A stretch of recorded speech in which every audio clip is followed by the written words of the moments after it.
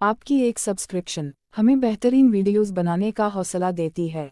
Channel को subscribe करें और बेल आइकन भी साथ दबा दें। रात के सुबह के 3 बजे तक मुझे नींद नहीं आ रही थी और बल आखिर में मजबूर होकर अपनी बहन के कमरे में गया ताकि मैं आहिस्ता से अपनी बड़ी बहन को उठा के इससे बात कर सकूं। मैं इस कमरे में आया तो हल्की सी रोशनी वाली लाइट जल रही थी। मेरी सारी बहनें सो रही थी और फिर मैंने अपनी बड़ी बहन को देखा तो वो कमरे में नहीं सो रही थी। मैं बड़ा हैरान हुआ कि मेरी बहन रात के इस वक्त कहाँ जा सकती है। मैं बाहर सैन में आया। हमारा बाथरूम बाहर सैन में बना हुआ था। मैं बाथरूम के करीब आए तो मुझे हल्की सी सागजियों की आवाज़ आ रही थी। मैंने जब बाथरूम के करीब से आकर सुना तो मेरी बहन की आवाज़ थी जो किसी को कह रही थी कि जल्दी करो वरना कोई आ जाएगा, और कोई बंदा था बोल रहा था कि रात के सुबह के 3 बजे बज रहे हैं, इस वक्त कौन आएगा। तुम परेशान ना हो, मुझे सुकून के साथ करने दो। फिर मैंने बाथरूम का कोई सुराग ढूंढने लगा ताकि मैं अंदर इन दोनों को देख सकूं कि आखिर अंदर चल क्या रहा था। फिर बाथरूम के रोशनदान से जब मैंने अंदर देखा तो दोनों एक दूसरे को, वो लड़का हमारे ही मोहल्ले का था जो मेरी बहन को, मुझे बहुत गुस्सा आया।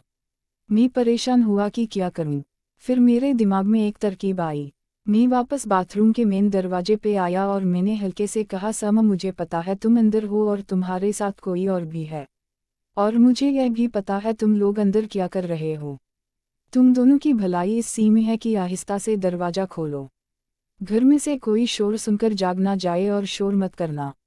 मेरी बड़ी बहन के अंदर से आवाज़ आई, भाई आपको गलतफहमी हुई है, मैं वसामा में हूँ, आप क्यों आए हैं, जाए आप। मैंने कहा, नहीं मुझे झूठ बोलने की क्या ज़रूरत है, मैंने देख ली है, यह नदीम ही है ना वो आवारा लड़का, इसी के साथ तुम अंगुली मना रही थी। तुम्हारी भलाई इसी में कि दरवाज़ा खोलो, वरना मैं अम्मी और अब्बू को उठा के आ जाऊंगा अभी। फिर सामा ने कहा, अच्छा भाई आप किसी को ना उठाएं, मैं दरवाज़ा खोल रही हूँ। और फिर आहिस्ता आहिस्ता सामा ने दरवाज़ा खोला। वो लड़का नदीम वहाँ से भागने की कोशिश करने लगा। मैंने कहा, खबरदार नदीम, जो तुम यहाँ से हिले भी। वो भी रुका रहा और मेरी बहन भी। फिर मैंने बहन पर हुटा मुआ कर गुस्सा किया। मुझे खैर पहले शक था अपनी बहन पे कि शायद वो इस तरह के काम में मुलव्वस है, लेकिन आज मैंने हाथों से देख लिया था, इसके पास मकान का कोई चारा नहीं था। फिर मैंने कहा कि कब से चल रहा था तुम दोनों के बीच। और फिर मैंने अपनी बहन से कहा कि तुम तो बड़ा कहती थी कि मैं अपने शौहर से मोहब्बत करती हूँ, इसलिए मैं दूसरी शादी नहीं कर सकती। शादी नहीं कर सकती, यह काम तो तुम बड़े शौक से कर रही हो। फिर मेरी बहन ने मुझसे कहने लगी, आसिफ जो कुछ भी हुआ अनजाने में हुआ, मेरी इसमें कोई गलती नहीं है, मुझे माफ़ कर दो और यहाँ से चले जाओ। मैंने कहा, नहीं आज तुम हाथ आई हो, मैं इतनी आसानी से तुम्हें छोड़ दूंगा नहीं। फिर इसने कहा, आसिफ तुम क्या चाहते हो, खुदा का वास्ता मुझे जाने दो। अम्मी और अब्बू को पता चल गया कि मैं नदीम के साथ ही तो मुझे जान से ही मार डालेंगे। प्लीज़ मेरे साथ ऐसा जुल्म ना करो, मेरा पर्दा रख लो। फिर मैंने कहा, अच्छा तुम इस नदीम को भगाओ, मैं तुमसे अकेले में बात करना चाहता हूँ। शायद नदीम पहले से ही बहुत डरा हुआ था, यह सुनते ही बाहर चला गया। इसने मेरी बात भी नहीं सुनी और फिर मैंने अपनी बहन को पकड़ लिया। मैंने कहा, जो तुम यह काम इसके साथ कर रही, चलो बाथरूम के अंदर मेरे साथ भी करो। वो कहने लगी, नहीं भाई मैं आपके साथ नहीं करूँगी। मैंने कहा, तुम्हें करना पड़ेगा वरना मैं अम्मी और अब्बू को उठा के लाऊंगा। फिर मेरी बड़ी बहन मुझसे कहने लगी, आसिफ शर्म करो, मैं तुम्हारी बड़ी बहन हूँ, तुम मुझसे छोटे हो। मैंने कहा, कुछ नहीं होता, इस वक्त मेरा दिमाग बहुत खराब है, वैसे भी मुझे तुम्हारी ज़रूरत थी, मैं तुम्हें उठाने आया था।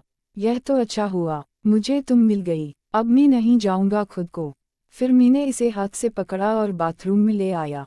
इसने कहा, अच्छा रुको रुको मेरी बात सुनो पहले। फिर मैंने कहा, एक हाथ में पकड़ लूँ फिर बात भी बताती रहना। इसने कहा, नहीं पहले मेरी एक शर्त है, मैं बाद में तुम्हें। मैंने कहा, अच्छा बताओ जल्दी बताओ। इसने कहा, अभी नहीं, वो मैं कल बताऊंगी। मैंने कहा, नहीं सामा ऐसा जुल्म मत करो, रात नहीं गुजरेगी। इसने कहा, पक्का वादा है, कल तुम्हें, लेकिन पहले मेरी शर्त सुन लो। मैंने बहुत इसरार किया, मैंने इसके हाथ में भी दिया, मुझसे बर्दाश्त नहीं हुआ, लेकिन वह ना मानी और फिर मैं वापस आकर अपने बिस्तर पर लेट गया। अब मुझे काफ़ी देर तक नींद नहीं आई। मैं ऐसे ही जागता रहा और अपनी बड़ी बहन के बारे में सोचता रहा कि वह कब से नदीम के साथ लगी हुई है, पता नहीं, और किस किस के साथ वह लगी है। जिस चीज़ से मैं डर रहा था वही काम मेरे घर में हो रहा था। मैं इसी चीज़ से डरता था कि मेरी बहनें या मेरी अम्मी बाहर किसी के कहने में ना आ जाए, यह काम ना कर लें। आखिरकार वही हुआ। खैर, मेरी ऊँख लग गई। आज मेरी ऊँख सुबह सुबह के 8 बजे खुली थी। मैं बाहर आया तो अम्मी नाश्ता बना चुकी थी। मुझे कहा, आसिफ आज उठने में तुमने बहुत देर कर दी है। मैंने कहा, हाँ अम्मी, बस ऊँख लग गई थी। अम्मी ने कहा कि अच्छा, जल्दी से नाश्ता कर लो और फिर दुकान पे जाओ। मेरी अम्मी भी मुझसे बहुत खूबसूरत हसीन थी, लेकिन मैं यही सोचता इनसे बात कैसे करूं। फिर मैं इसी मौके की तलाश में था कि कब वह दिन आए कि अम्मी के साथ मैंने नाश्ता किया। नाश्ता करने के बाद मैं अपनी बहनों के कमरे में गया। मैं जब गया तो मेरी बड़ी बहन अपने छोटे बेटे को नाश्ता करवा रही थी और मुझे देख के मुस्कुरा भी रही थी। फिर मैंने अपनी बहन से कहा कि अब बताओ तुम्हारी क्या शर्त है। इसने कहा, भाई आज दोपहर जब आप खाना खाने आएंगे तब मैं आपको बताऊंगी कि मेरी क्या शर्त है। मैंने कहा, अच्छा। फिर मैं वापस अपनी दुकान पे आया। दुकान पे आया तो छोटे ने दुकान खोल के सफाई सुटाई करके बैठा हुआ था। दुकान पर बैठे हुए मुझे थोड़ी देरी हुई थी कि मैंने जिसका जिक्र किया था, जिससे मैं मोहब्बत करता था, इसका सना नाम है, वो इस मोहल्ले की सबसे खूबसूरत लड़की है, वो सौदा लेने के बहाने मेरी दुकान पे आई। मुझे कहा, आसिफ, मैं तुमसे बहुत ज़रूरी बात करनी है, तुम्हारे पास कोई फ़ोन है तो मुझे दे दो ताकि मैं तसल्ली से तुमसे बात कर सकूं। और फिर दुकान पर बात नहीं कर सकती, मेरे पास एक बटन वाला मोबाइल था, मैंने इसे मोबाइल दिया। मैंने कहा, जाओ घर जाओ, और फिर घर जाकर मुझे फ़ोन किया। मुझे कहा कि आसिफ, मुझे तुम्हारी बड़ी याद आती है, तुम मुझसे मिलने की कोशिश करो, रात भर तुम्हें याद करती हूँ। मैंने कहा, सना, मुझे भी तुम्हारी बड़ी याद आती है, लेकिन यह गम है, यहाँ कोई होटल वगैरह तो मिलता नहीं कि हम वहाँ जाके मिल लें। फिर सना ने कहा, मेरे पास एक तरकीब है, अगर तुम्हें अच्छी लगे तो। मैंने कहा, क्या बताओ। इसने कहा, मेरे घर के पीछे कपास की फसल लगी है, अगर इसकी कपास की फसल में कोई बैठ जाए तो कोई इसे देख नहीं सकता। अगर तुम कहो तो मैं रात को वहाँ आऊँगी, तुम भी आ जाना, वहाँ हम एक दूसरे से मिलेंगे। मेरा दिल तो बड़ा किया कि सना के साथ मिलूं, जो कि खूबसूरत बहुत थी। गाँव में इतनी खूबसूरत मेरे घर के पीछे होते थे, लेकिन मैं डर रहा था, अगर मैं सना के साथ हाथों पकड़ा गया तो यह गाँव वाले मुझे छोड़ेंगे नहीं। और मेरा दूसरा आसरा भी हो गया था मेरी बहन की सूरत में। फिर मैंने सना को कहा, सना, वो जगह ठीक नहीं है, हम वहाँ नहीं मिल सकते, कोई और जगह सोचो। इसने कहा, प्लीज़ आसिफ, आ जाओ, मुझे तुमसे बात करनी है, और हम घर वाले मेरा रिश्ता ढूंढ रहे हैं, कहीं ऐसा ना हो मेरी शादी कर दे। तुम अपनी अम्मी अब्बू से बात करो, मेरे घर रिश्ता बायवू। मैं बेशक सना से मोहब्बत तो करता था, लेकिन मैं भी शादी नहीं करना चाहता था। मैं जिंदगी में बहुत कुछ करना चाहता था, इसलिए शादी करके मैं अपने पाँव में बईम नहीं लगाना चाहता था। फिर मैंने कहा, सना, अभी तो मैं इतना अच्छा कमाता भी नहीं हूँ, तुम्हारे सामने की बात है, मेरी छोटी सी दुकान है, इसलिए बस मुश्किल से घर का खर्च चलता है। मैं अपने पैरों पे खड़ा हो जाऊं, फिर तुम्हारे घर रिश्ता भेजूंगा। फिर सना कहने लगी, तब बाऊ, जब मैं किसी और के घर चली जाऊंगी, मुझे कोई ज़रूरत नहीं है इतनी दौलत की, जिस हाल में भी मुझे तुम अखोग, मैं इस हाल में तुम्हारे साथ राजी होंगे। आसिफ, खुदा के लिए तुम्हारे बगैर नहीं रह सकती। हालत कुछ मेरी भी ऐसी थी, शायद से सना से शायद मैं सच्ची मोहब्बत करता था। दिल तो मेरा भी चाहता था कि मैं शादी कर लूं, लेकिन मैंने देखा कि जो जल्दबाजी में शादी कर लेते हैं, फिर कमाने के लिए इनको बाहर जाना पड़ता है। इनकी औरतें यहाँ अकेले किसी और के साथ, इसलिए मैंने सोचा मैं तब तक शादी नहीं करूँगा जब तक मैं अपनी बीवी की सारी जिंदगी हमेशा अपने साथ ही ना रखूं। मैंने सोचा कि बड़ी मुश्किल से सना को मैंने समझाया। मैंने कहा, अभी कुछ सब्र करो, मैं अपने पाँव पे खड़ा हो जाऊं, मैं तुमसे ज़रूर शादी करूँगा। सना कहने लगी, अच्छा ठीक है, तुम रात को इस फसल में आना, मैं तुम्हारा इंतजार करूँगी। मैंने कहा, सना। इसने कहा, अच्छा आसिफ, तुम्हारे पास कोई छोटी सी तस्वीर होगी, मैं इसे हमेशा अपने पास रखूँगी, मुझे जब भी तुम्हारी याद आती है मैं इसे देखा करूँगी। असल में जो मोहब्बत होती है वो होती इतनी शदीद है। गाँव की लड़की जब एक बार किसी के साथ मोहब्बत करती है तो फिर वो सच्चे दिल से करती है। सासना भी मुझसे सच्चे दिल से मोहब्बत करती थी।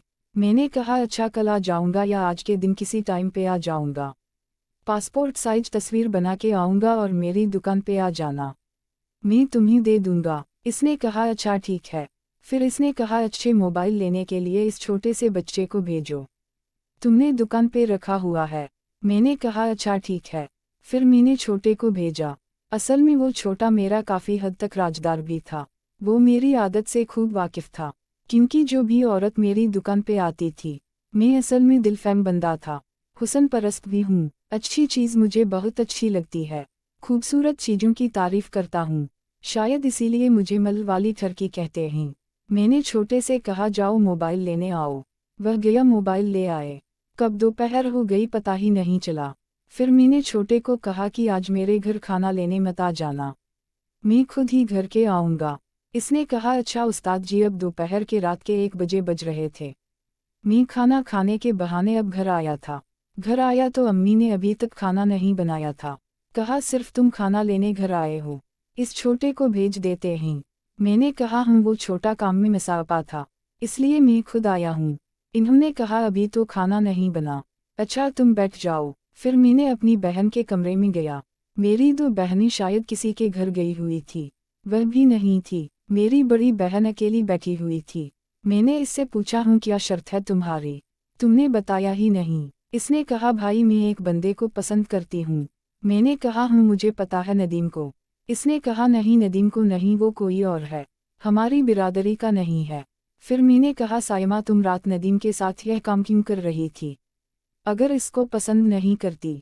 इसने कहा भाई वह तो मेरी ज़रूरत पूरी करता है, मैं इसे मना भी नहीं कर पाई, इसलिए फिर कहा समय यह गलत बात है, तुम अगर इससे मोहब्बत नहीं करती तो उसे अपने करीब आने दिया।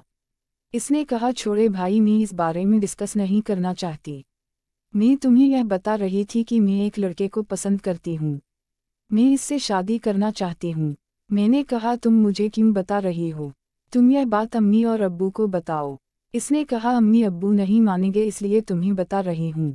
मैंने कहा कौन है वो। हमारे घर के सामने वाला रोड बन रहा था, इसमें लेबर शायद मजदूर थे। एक लड़का इसमें पठान था जो दिखने में स्मार्ट और खूबसूरत था। मेरी बहन ने कहा इस पठान को मैं पसंद करती हूँ, मुझे बहुत पिछली रात भी वो आया था। मैं बड़ा हैरान हुआ कि मेरे घर में क्या चल रहा है। मैंने कहा अच्छा। फिर इसने कहा मैं इससे शादी करना चाहती हूँ, लेकिन वो लड़का वस्टना का है तो मेरे अम्मा और अब्बा तो नहीं मानेंगे शादी के लिए, इसलिए तुम अम्मी और अब्बू से बात करो, मेरी शादी इस पठान से कर दे। मुझे पठान बहुत अच्छा लगता है। मैंने कहा सामा खबरदार, जो तुमने यह सोचा भी कैसी बातें कर रही हो, अब हम क्या अपनी बहन बेटी पठानों में देंगे। इसने कहा भाई आप मेरा यह काम कर दें।